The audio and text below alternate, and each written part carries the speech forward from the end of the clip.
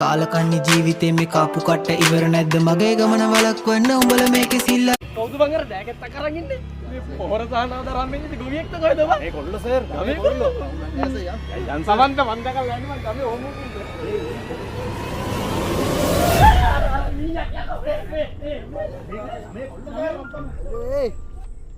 අඩෝ කවුද මගේ ගේ ඉස්සරහ ගෑගන්නේ ඈ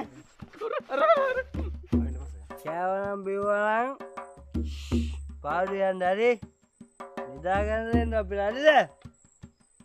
ඊළඟ කෑගන්න බේවද්දෝ අඬු කඩනවා හරි අඬු මෙයාලි නෙවෙයිද? අර හිඟන්නේ ගන්නේ නෙමෙයි සර් ඡන්ද දීපු ගමේ කොල්ලෙක්. දැන් නම් හිඟන්න තමයි. මම එන්න පස්සේ